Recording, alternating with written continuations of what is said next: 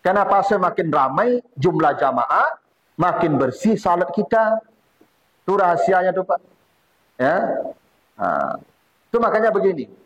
Kenapa Nabi mengatakan salat di Masjid Haram nilainya 100.000 kali ya dibandingkan salat di masjid lain. Kenapa Pak?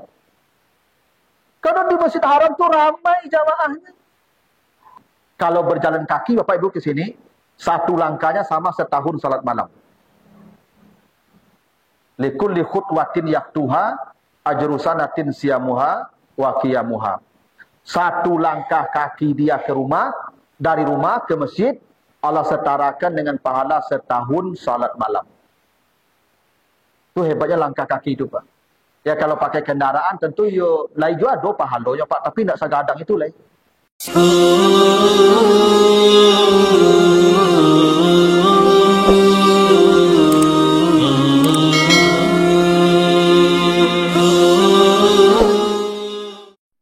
Assalamualaikum warahmatullahi wabarakatuh. Alhamdulillahirabbil alamin. Assalatu wassalamu ala asrafil anbiya'i wal mursalin wa ala alihi wa ashabihi ajmain. Bapak, Ibu, kaum muslimin, jamaah salat Maghrib yang dimuliakan Allah. Kembali kita bersyukur kepada Allah atas segala karunia-Nya. Salawat dan salam untuk Nabi kita Muhammad sallallahu alaihi wasallam. Bapak Ibu yang saya muliakan, kita lanjutkan kembali bahasan kita dalam hadis yang terkait dengan salatu al-jama'ati wal imamah.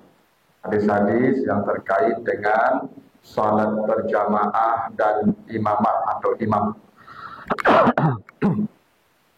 Kita lanjutkan sekarang hadis dari Abi Hurairah, hadis riwayat Bukhari yang sahih ya. Kata Nabi, "Iza sami'tumul iqamah famshu ila salati wa alaikumus sakinatu wal waqaru wa la tusri'u fama adraktum fasallu wa ma fatakum fa'atimmu." Hadis Bukhari Muslim. Apabila kamu mendengar iqamat, maka berjalanlah menuju masjid dengan tenang dan jangan terburu-buru dan tergesa-gesa.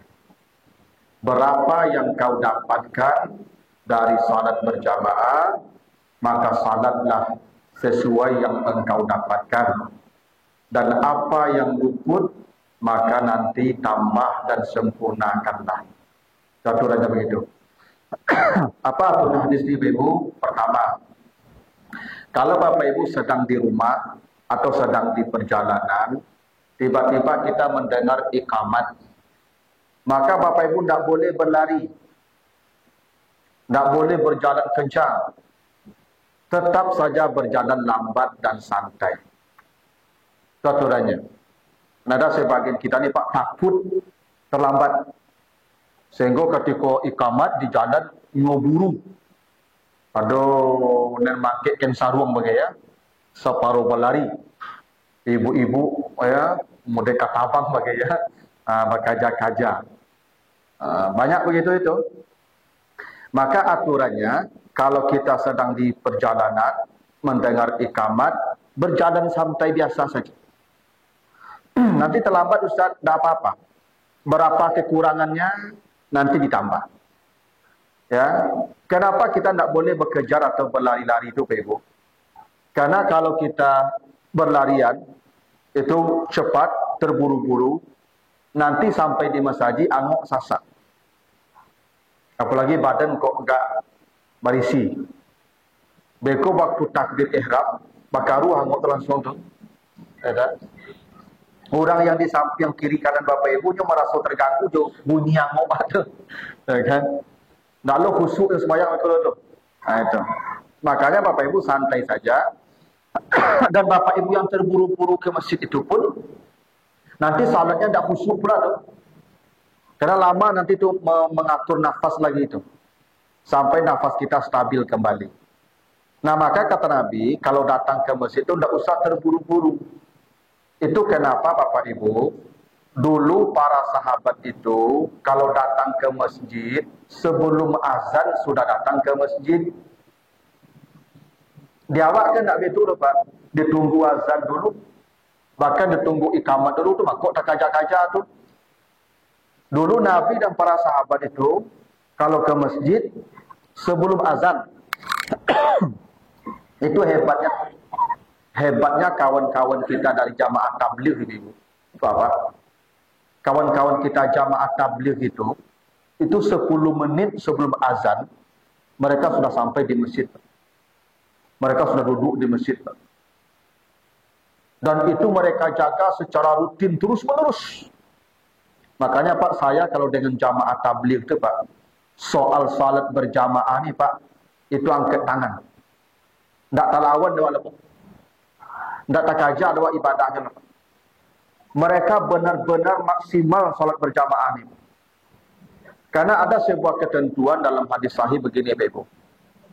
Siapa yang salat berjamaah 40 hari, man shalla fi jama'atin arba'ina yauman. Siapa yang salat berjamaah 40 hari, la tafutuhu takbiratul ula. Dia tidak pernah ketinggalan takbir ihram. Jadi begitu imam takbir ihram, dia ikut di belakang selama 40 hari. Maka kata Nabi, Allah bebaskan dia dari 2 perkara. Jadi ada 2 kebebasan yang dituliskan Allah untuk orang itu. 1, bara'atun minan nar, bebas dari api neraka. Yang kedua, bara'atun minan nifaq, bebas dari kemunafikan. Jadi kalau ada orang sholat berjamaah 40 hari, tidak pernah terlambat takbir ihram, maka 2 yang dia dapatkan kebebasan. Bebas dari api neraka, bebas dari kemunafikan. Itu kenapa jamaah tabligh kawan-kawan kita itu Ibu, 10 menit sebelum azan mereka sudah duduk di masjid. Karena mereka ingin dapat takbir ihram selalu. Tapi kalau Bapak Ibu terlambat, mungkin dari rumahnya sudah selesai azan, tiba-tiba iqamat di perjalanan, tidak usah terburu-buru berjalan. Jadi kajar takbir ihram dulu. Kenapa? Bapak Ibu kalau berjalan terburu-buru, tergesa-gesa, nanti sampai di masjid salatnya tidak akan khusyuk. Karena nafasnya sudah terengah-engah. Karena itu Bapak Ibu jalan santai saja, kalaupun terlambat tidak apa-apa. Nanti disempurnakan saja kekurangannya. Itu perintahnya begitu. Ya, jadi kalau kita ke masjid itu jalannya santai saja. Apalagi kalau Bapak Ibu berjalan jaraknya jauh dari rumah ke masjid, nanti keringat itu. Ya, kalau sudah badannya berkeringat, pasti tidak nyaman sampai di masjid. Orang kanan kiri kita pun tidak nyaman mencium aroma keringat tubuh kita. Nah, itu kenapa Bapak Ibu kalau ke masjid itu jangan jalannya kencang. Jalannya santai. Memang paling afdal Bapak Ibu kalau Bapak Ibu ke masjid itu ambil jalannya yang melingkar, Pak. Jadi Bapak Ibu kalau datang ke masjid ambil jalan yang memutar. Karena setiap langkah kaki kita ke masjid itu akan menjadi cahaya penerang kita melewati sirat. Sebab kata Nabi, basyiri al-masya'ina fi zulmi ilal masajid bin nuritam yaumal qiyamah. Berikan berita gembira kepada orang yang berjalan ke masjid untuk salat berjamaah, mereka lah yang mendapat cahaya paling terang melewati sirat. Jadi manusia yang paling terang nanti cahayanya melewati sirat itu Pak, yang berjalan ke masjid untuk salat berjamaah. Maka semakin jauh perjalanannya, maka semakin terang cahayanya nanti. Ya, jadi cahaya kita melewati sirat itu Ibu akan ditentukan oleh perjalanan kita ke masjid. Itu kenapa kita disuruh jalannya memutar Pak. Ya, supaya panjang langkah kita, supaya banyak langkah kita, dan itu jalan ya kita mendapatkan cahaya yang terang nanti menuju sirat. Nah, itulah kenapa Nabi, Bapak dan Ibu, setiap datang ke masjid sepanjang perjalanan itu Nabi berdoa. Apa doa Nabi? Allahumma ja'al fi qalbi nuran wa fi sam'i nuran wa fi lisani nuran, ya, wa amami nuran, wa tahti nuran, wa fauqi nuran, ya, wa tahti nuran, wa amami nuran, wa khalfi nuran, Allahumma ja'al li nuran. Nabi itu berdoa setiap berjalan ke masjid, ya Allah, jadikan hati saya bercahaya, jadikan lidah saya bercahaya, jadikan telinga saya bercahaya, jadikan mata saya bercahaya, depan saya bercahaya, belakang saya bercahaya. Ya Allah, jadikan seluruh tubuh saya bercahaya. Jadi, Bapak Ibu berjalan ke masjid itu cahaya yang menerangi kita melewati sirat. Karena itu, dianjurkan kita berjalan itu ambil jalan yang melingkar. Tapi tentu syaratnya Bapak Ibu cepat datang ke masjid. Kalau lambat tiba pai ke masjid, kau memutar-mutar apa jalan betul? Tak jadi. Lu sembahyang berjamaah betul. Jadi memang begitu aturannya Bapak Ibu ya. Kalau berjalan ke masjid itu, maka berjalanlah dengan tenang dan santai, jangan tergesa-gesa. Itu aturan berjalan ke masjid. Nah, hadis kedua, ya, hadis riwayat Abu Dawud dan An-Nasa'i. Qala Rasulullah sallallahu alaihi wasallam, salatul rajuli ma'ar rajuli azka min salatihi wahdah. Wa salatuhu ma'ar rajulain azka min salatihi ma'ar rajuli. Wa makana aksara fahuwa ahabbu ilallah azza wa jalla, rawahu Abu Dawud wan Nasa'i. Kata Nabi, salat seorang laki-laki bersama laki-laki lebih bersih. Lebih bersih ya. Lebih bersih itu maksudnya lebih tinggi nilainya dari salat dia sendiri. Dan salatnya laki-laki bersama dua orang laki-laki lebih bersih dari salatnya bersama seorang laki-laki.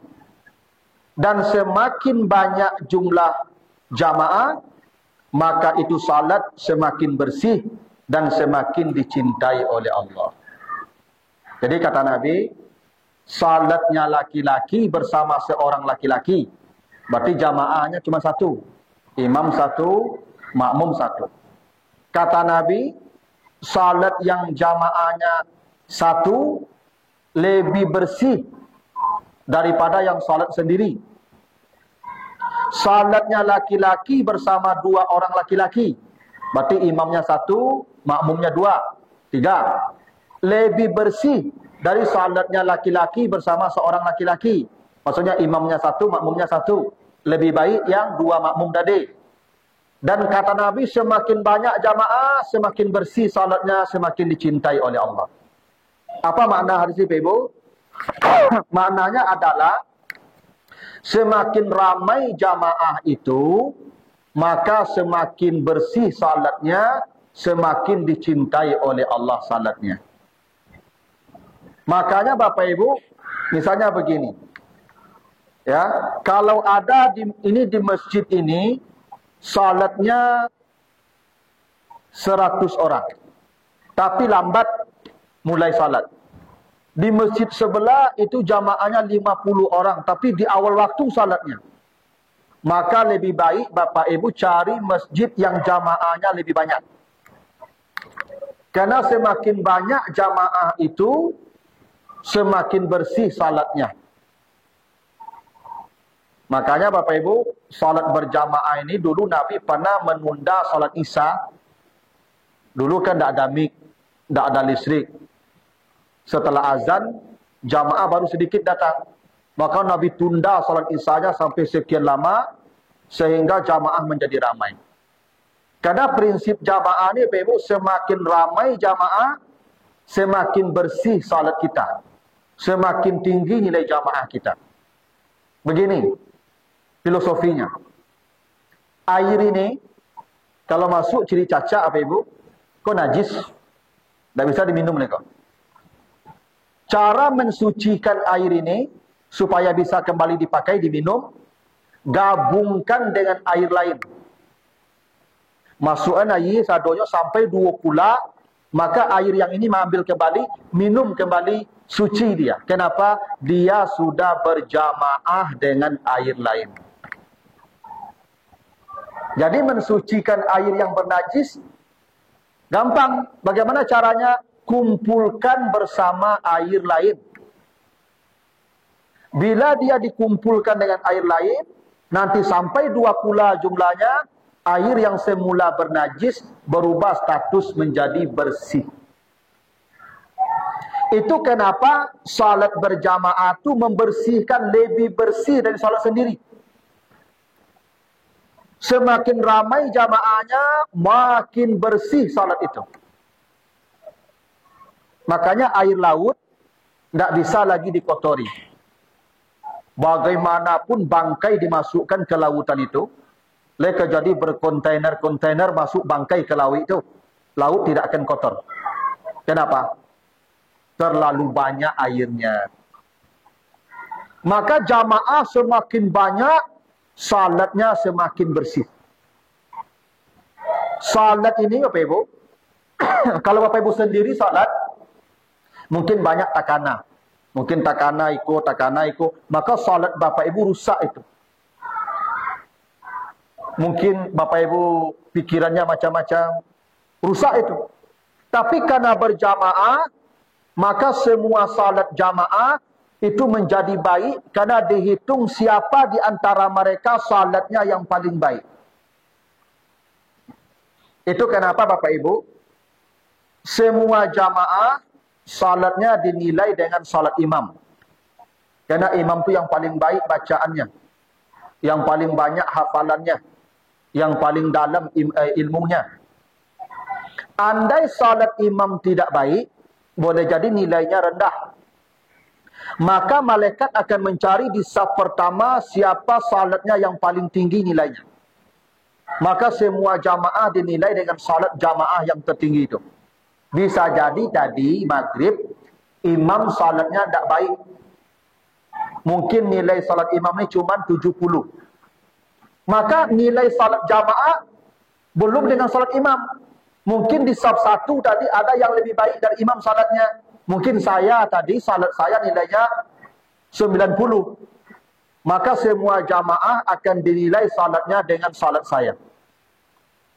Kalau di saf pertama ternyata salatnya tidak ada juga yang bermutu, maka dicari di saf kedua. Siapa di antara jamaah di saf kedua itu yang paling baik salatnya, semua dinilai dengan itu. Kalau tidak juga dicari saf ketiga sampai seterusnya. Maka semakin banyak jamaah itu, semakin besar potensinya jamaah mendapat nilai ibadah yang terbaik.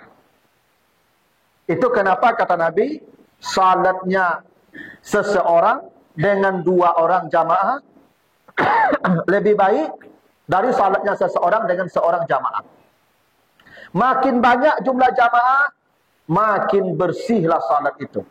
Itu ketentuan Bapak ya. Makanya Bapak Ibu, yang paling afdal salat berjamaah itu di masjid jami' namanya. Masjid jami' itu di masjid yang di situ pusat ya peribadatan, pusat keramaian. Jumat ada di sana. Karena begini Bapak Ibu, sebenarnya musala itu tidak ada. Apa yang kita namakan musala itu sebenarnya masjid. Karena syarat masjid satu, milik publik, bukan milik pribadi. 2, ada bangunan, walaupun bangunannya kayu-kayu saja yang diikat. 3, ada salat 5 waktu berjamaah di sana. Maka musala yang kita namakan musala itu masjid. Ya, tapi kan tidak ada Jumat Ustaz. Jumat tidak ada hubungannya dengan masjid.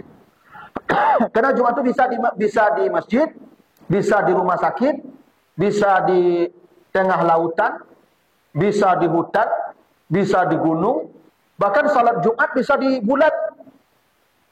Bisa Pak. Asalkan hari Jumat, waktu zuhur, ada jamaah minimal 12 orang kalau hambali. Jadi salat Jumat itu bisa di hotel, tidak mesti di masjid Pak. Bisa. Jadi kalau ada apa-apa acara di hotel misalnya, ada jamaah 12 orang di hotel tuh, sudah salat Jumat di hotel itu. Tak mesti ke masjid solat Jumat tu, Pak. Karena Jumat tidak ada hubungannya dengan masjid.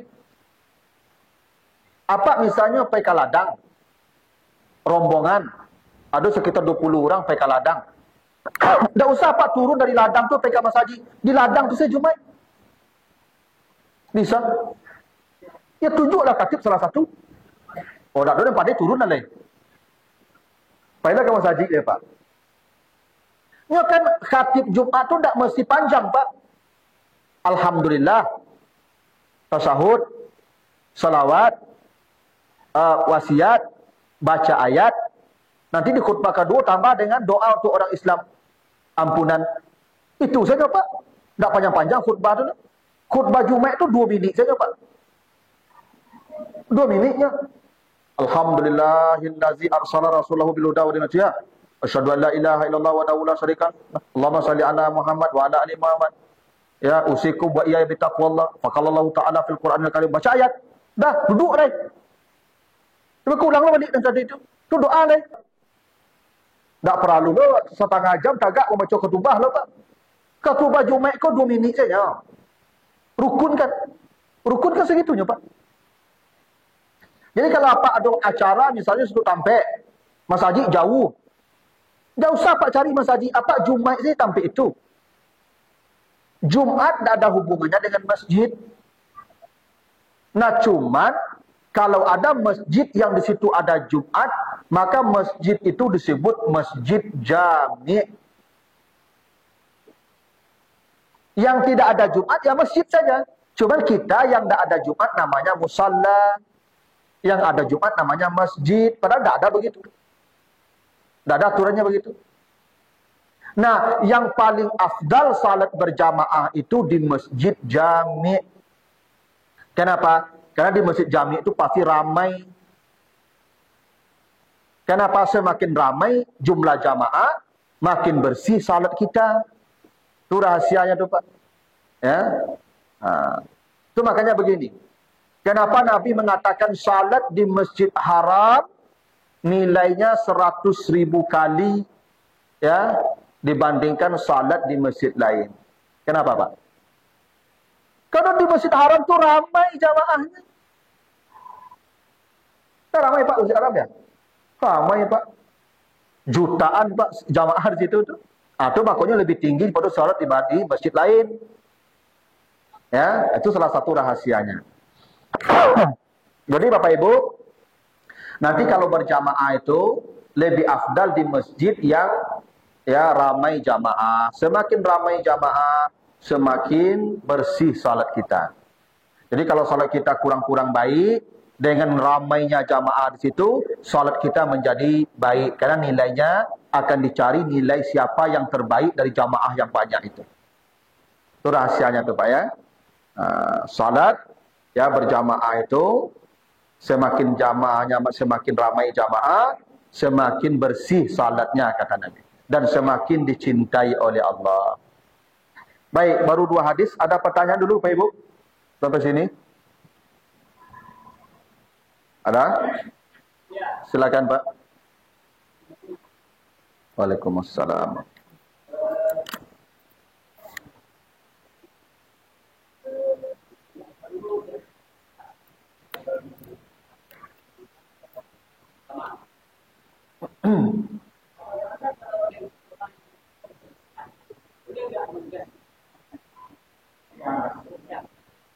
Oh ya. Kalau boleh, boleh saja. Kan ini bukan berarti dilarang berdosa maksudnya Pak. Afdalnya kalau kita berjalan ke masjid, dan bahasa Nabi itu famsu. Famsu itu jalan kaki. Jalan kaki.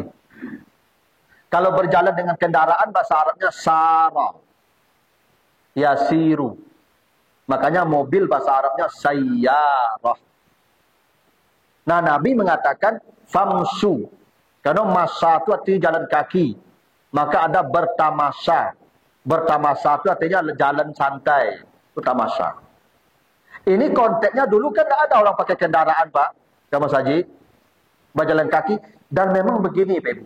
Yang paling afdal ke masjid itu jalan kaki Pak. Bukan naik kendaraan. Yang paling baik kita berangkat ke masjid itu jalan kaki. Karena bahasa Nabi tadi, basyiril masyaina ilal masajid. Berikan kabar gembira orang yang berjalan kaki ke masjid. Karena jalan kaki dengan berkendaraan itu beda nilainya, Pak. Kok itu beda, Pak? Orang kalau berjalan kaki, pertama, nyo pasti mengukur perjalanan ko secepat mungkin nyo berangkat ke masjid. Nyo berjalan. Kalau kendaraan, nyo bisa digas kancang saya, Pak. Makanya sebisa mungkin nih, Bapak Ibu kalau ke masjid berjalanlah. Karena itu cahaya melewati sirat nanti itu. Nah, cuman kalau pakai kendaraan ya boleh saja. Cuman tentu afdalnya tidak seperti berjalan kaki tadi. Nilainya tidak seperti berjalan kaki tadi. Makanya tadi orang yang berjalan kaki disuruh lambat supaya angok tidak sasak. Supaya karingik tidak bercucuran. So kalau angok sasak, badan basah dek karingik, orang di samping kanan awak tidak nyaman mereka boleh. Awak pun tak lo nyaman beribadah kondisi begitu. Tapi kalau pakai auto, pakai AC, yo gas lah lah. Ya, kena kasasak lo ngok di musiko itu loh. Gitu. Iya, tak lah kau keringit lah tu. Ini konteksnya yang berjalan kaki, makanya bahasa Nabi famsu. Famsu itu pakai kaki, bukan pakai kendaraan. Ya. Makanya bapak-bapak, ibu-ibu yang dakik-dakik rumahnya, usahlah berjalan kemari. Ya.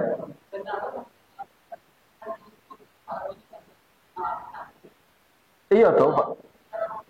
Ayo, nanti Allah Maha Bijak, Pak. Ya, di Allah Maha Bijak. Nanti dia tong loro dah tu. Semua kebaikan tu. Ya cuman kan afdalnya pakai kaki tadi. Ilayo tu Pak, jangan pakai kendaraan kembali di jalan siapa tahu. Karena yang berjalan tu dapat kabar gembira lewat sirat cepat. Yo. Tapi kalau ambo lubuk turun kemari bila bawa ke sampai, Pak. Ya dah. Iya. Disesuaikan jarak lah. Kalau jarak dakik ya jalan lah. Yang jauh cuma lubuk turun tak jauh bila lah bawa ketipu sekolah sudah ya semayang leh. Ya disesuaikan dengan keadaan. Iyalah sakit lutut, bonda lah, botol lah.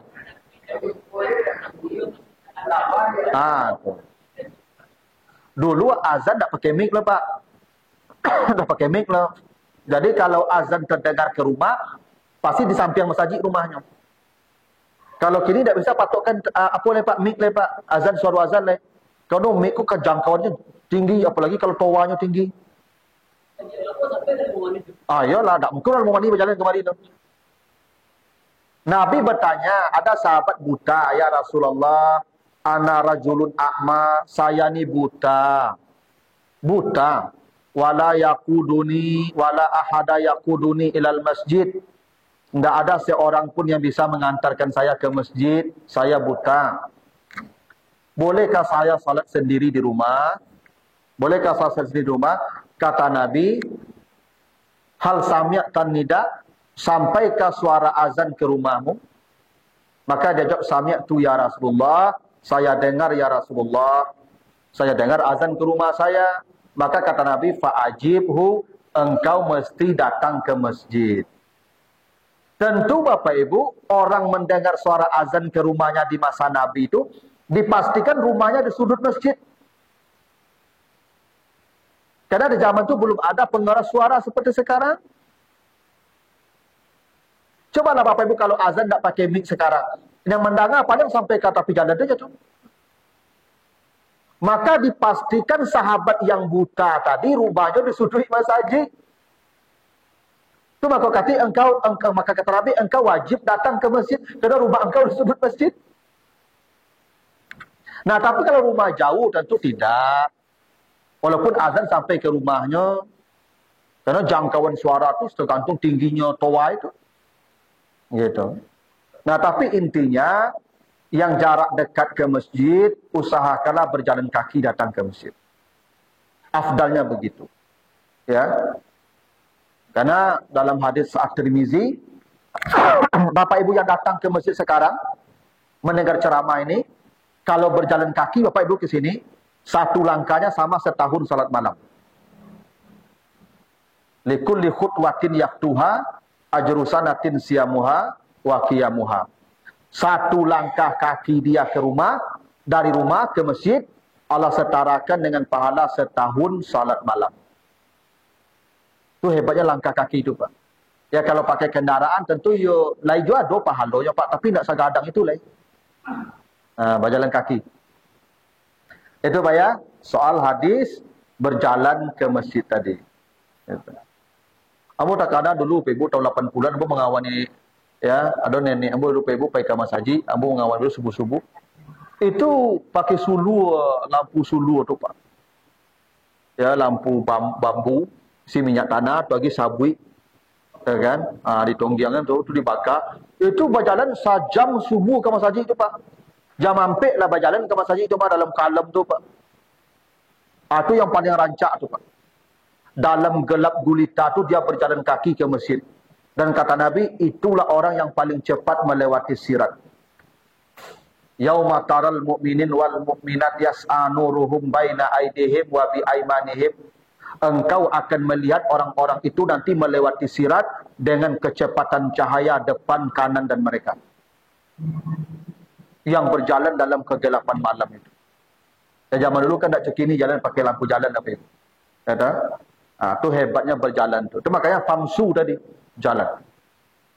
Ya tapi kalau pakai kendaraan tergantung Bapak Ibu sajalah. Kalau jalannya langang, agak kancang lain logas. Kok jalan ramai jam kancang lain logas, mantap orang lah Pak Beko. Tak lo jadi sebayang berjamaah Beko. Ya kan?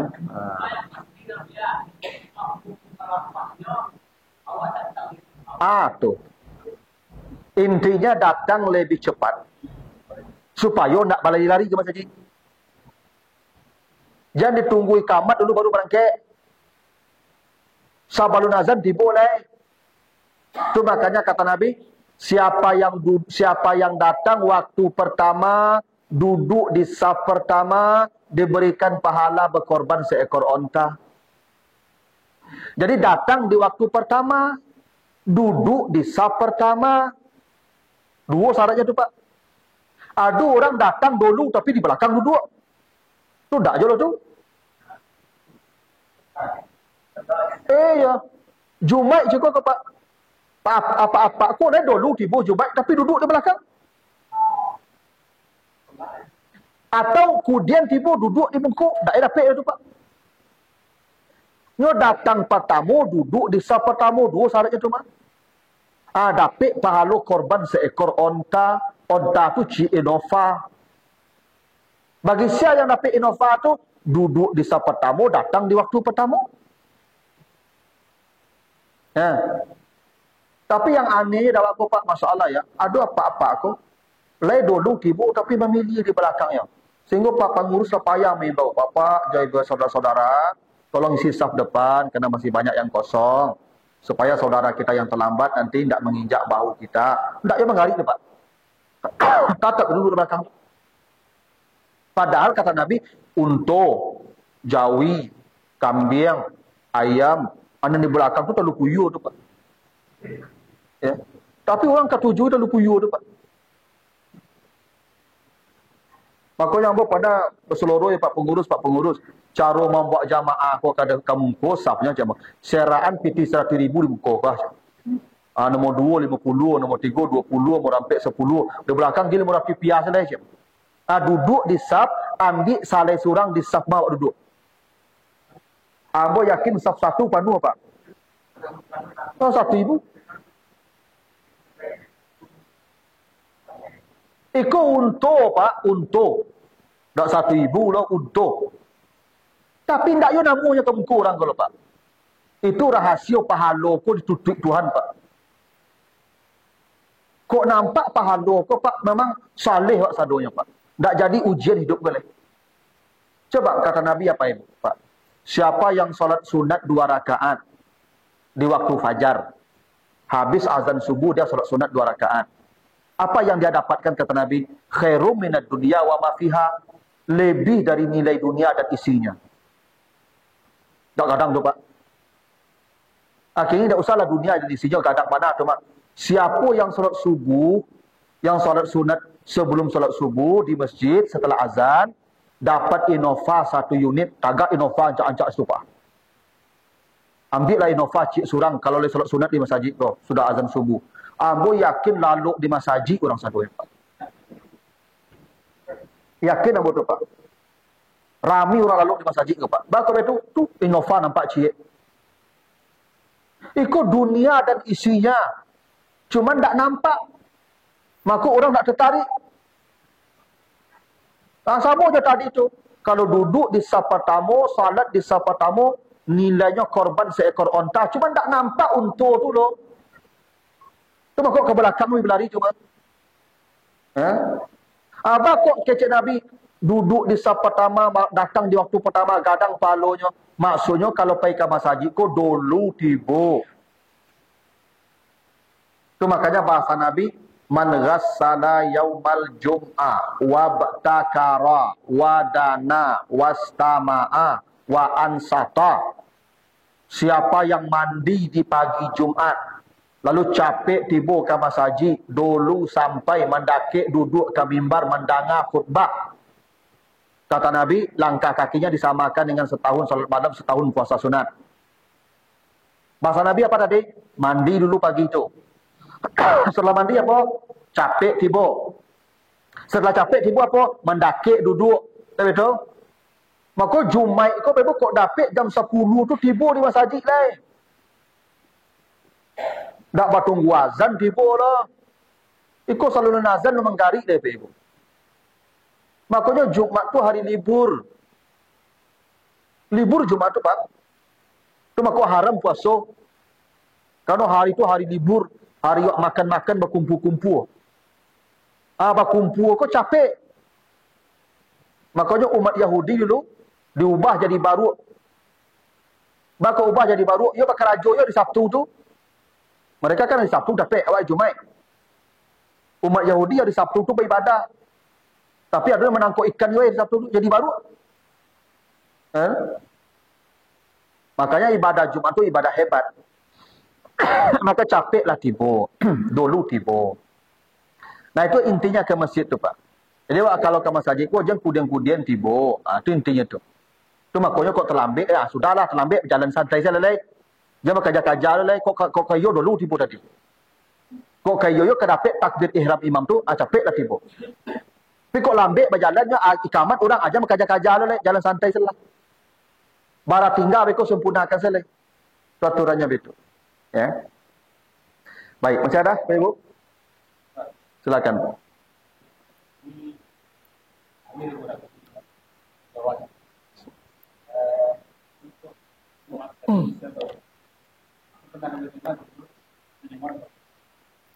Oh ya, itu kalau mazhab Syafi'i.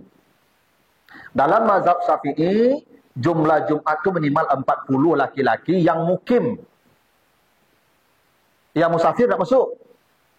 Apa di Siko jumlahnya 39 orang. Ambo orang Muara Labu Pak. Lewat ke Siko tu ambo singgah Siko Pak Jumat. Ambo dah masuk etong tu Pak. Tetap tidak Jumat zuhur. Kenapa? Tidak cukup 40 orang.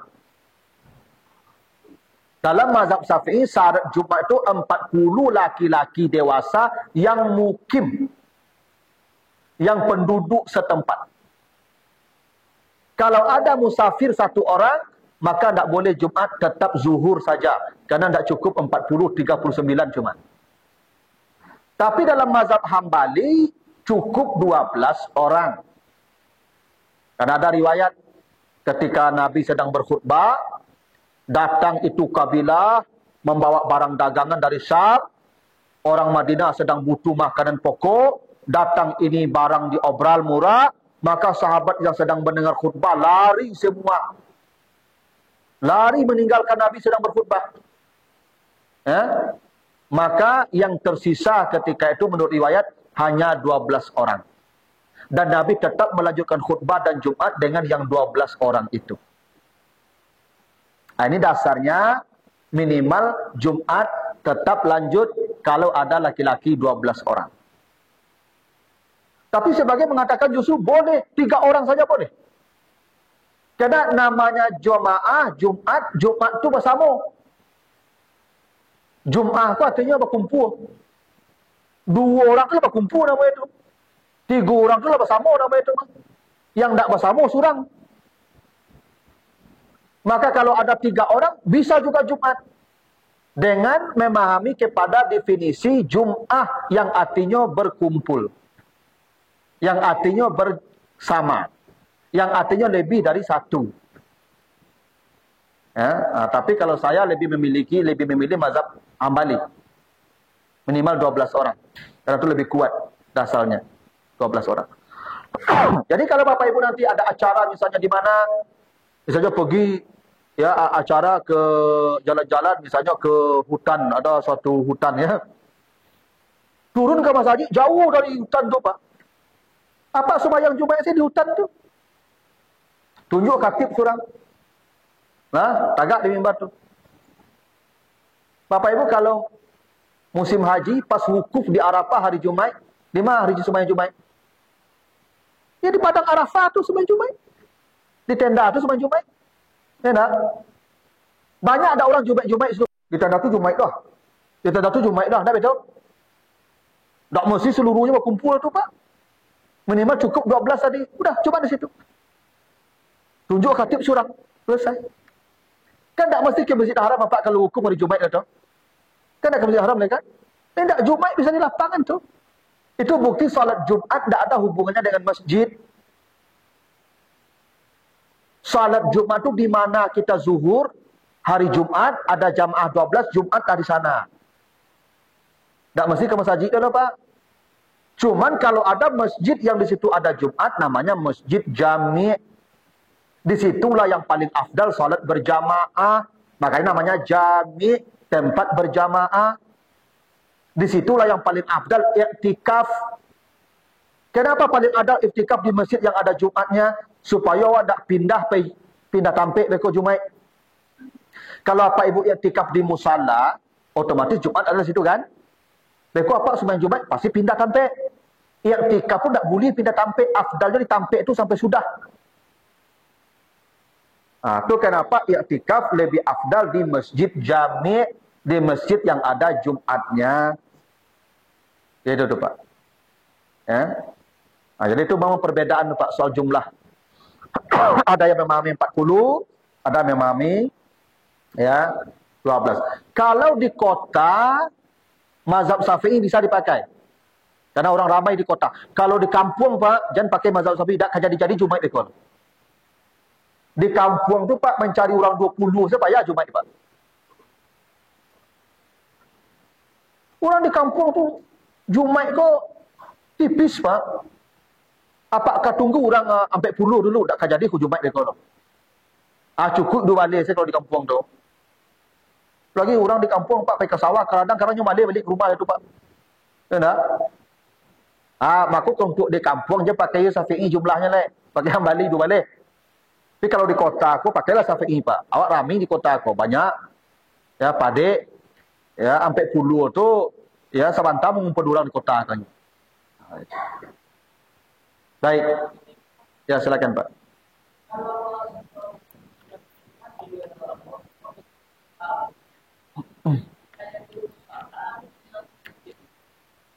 Tahiyatul masjid, tahiyatul musalla tu tidak ada Pak. Yang ada kata Nabi, iza dakhala ahadukum al-masjid fala yajlisanna hatta yarka' rak'atan. Bila kamu masuk masjid, jangan duduk kecuali salat 2 rakaat. Tak ada tahiyatul masjid. Kamu kalau masuk masjid, jangan duduk kecuali salat 2 rakaat. Namanya, sengajaku salat 2 rakaat karena Allah. Itu aja namanya. Tak bernama loh. Cuman, karena awak sumayangnya tu sebab masuk masjid, maka para ulama menamakan tahiyatul masjid. Nabi tak pernah kasih nama tahiyatul masjid. Bahasa Nabi, bila engkau masuk masjid, jangan duduk sebelum salat 2 rakaat. Begini, apa ibu masuk masjid habis azan subuh? Habis azan subuh masuk masjid. Ada berapa salat di sana Pak? Ada tahiyatul masjid. Ada fajar atau qabliyah subuh ya.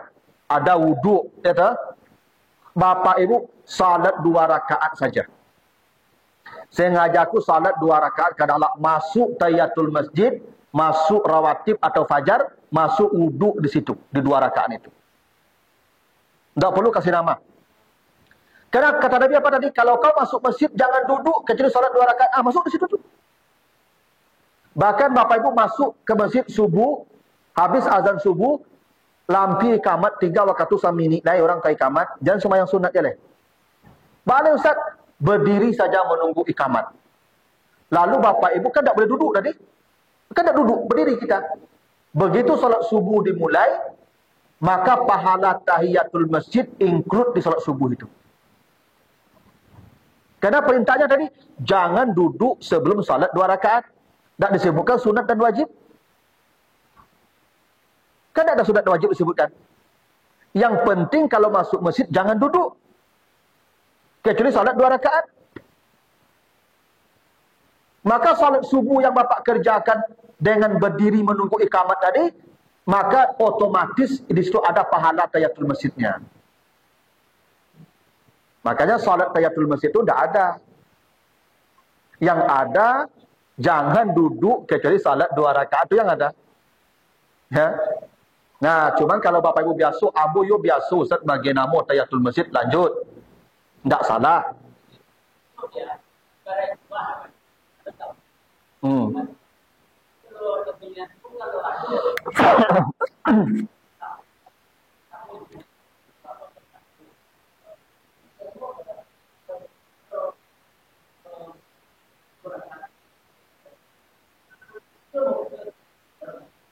Ya tak apa-apa, boleh Pak.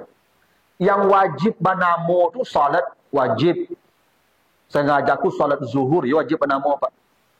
Sengaja aku salat asar, ya wajib banamo, tak banamo tak sah Pak. Sama je puasa, sengaja aku puasa Ramadan banamo Pak. Tapi kalau puasa sunat tak perlu banamo loh. Apa puasa hari Senin? Puasa Syawal, pas hari Senin. Apa niat apa? Syawal atau Senin? Kalau Syawal dapatnya, Senin dapatnya. Tapi kalau Pak sengaja aku puasa karena Allah, 2 pahalanya Pak. Senin dapat dapat, Syawal dapat dapat. Tapi kalau Pak lagi namo tempat tampuk tadi, ya saya tampuk saja. Kalau tampuk Senin Pak paciknya. Kalau tampuk Syawal dapatnya. Tapi kalau Pak tak bagi tampuk lah, 2 pacik apa beko rumah. Iya kan niat kerja aku puasa, sudah. Apa dapat 2? Tak perlu. Nabi datang ke Aisyah. Tak kalau yang biasa tahu risau lah, tak tak salah je loh. Ya macam tu kerja. Ayo. Apa datang ke masjid, lalu apa solat sunat, sengaja aku solat sunat fajar. Berarti apa dah dapat wuduk dah. Kalau apa sudah wuduk tadi. Tapi kalau sengaja aku solat sunat 2 rakaat kerana Allah, dapat wuduk bagai. Tak perlu sabut lah. Yang sunat-sunat tak perlu bernama. Yang perlu bernama tu yang wajib. Sengaja aku puasa Ramadan, dia bernama Pak. Sengaja aku puasa qada, dia bernama Pak.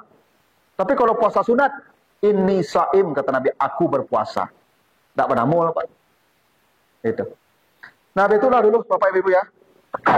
Baru 2 hadis. Mudah-mudahan ini ada manfaatnya, nanti kita lanjutkan. Ini mohon maaf Bapak Ibu ya, saya habis isya ini ditunggu oleh jamaah di Visip Unan ya. Jadi kalau bisa nanti habis azan langsung ikamat supaya yang di sana tidak lama pula menunggu saya ya. Karena jam 8:30 dijadwalkan. Begitu Bapak Ibu, mudah-mudahan ada manfaatnya. Subhanakallahumma wa bihamdika, asyhadu an la ilaha illa anta, astaghfiruka wa atubu ilaika. Wassalamualaikum warahmatullahi wabarakatuh.